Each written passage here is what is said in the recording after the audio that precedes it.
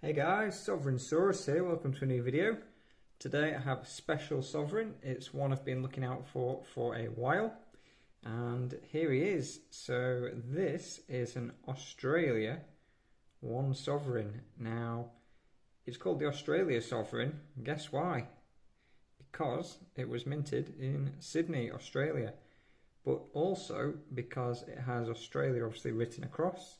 It has this wreath design and obviously the crown in there as well.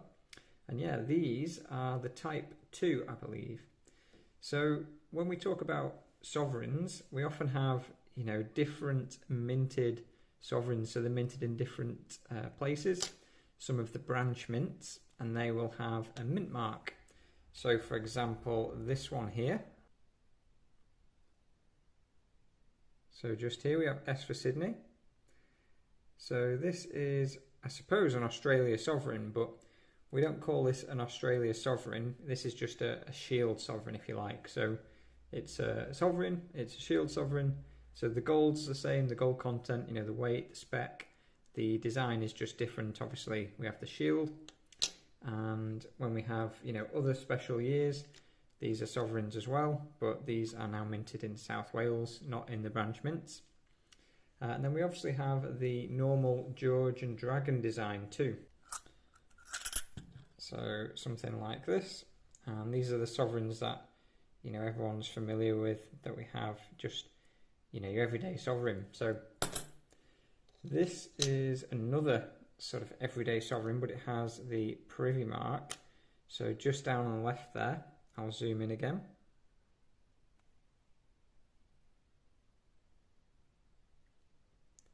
You see just to the left of the two, there is the privy mark. So again, it's nothing to do with where it's minted, it's just to commemorate the 2017. And yeah, so this is slightly different, not something you see every day, and not something you see in a good grade at a good price. So I did pay quite a bit more than spot for this one.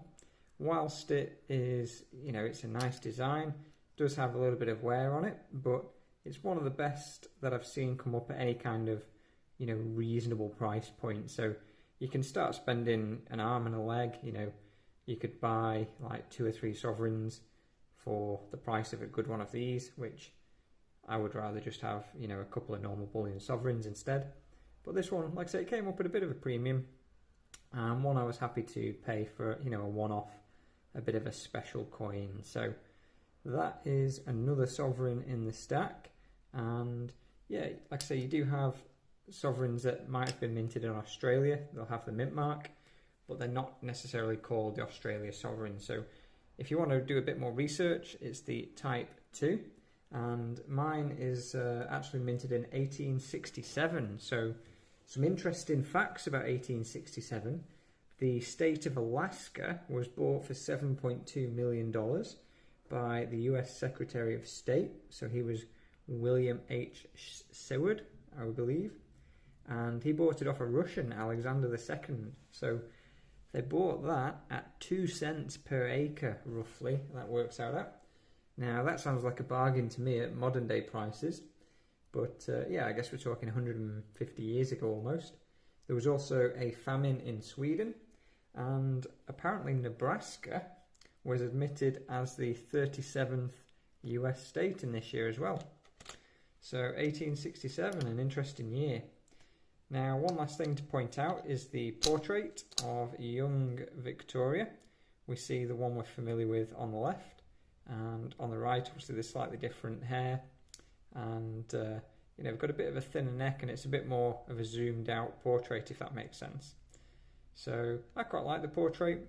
Like I say, it has got a bit more wear on the Australia Sovereign, but trying to find one of those at a bullion 2 or 3% price over spot, I just don't think you're going to do it unless it's incredibly worn, so worn that it's no longer very special at all.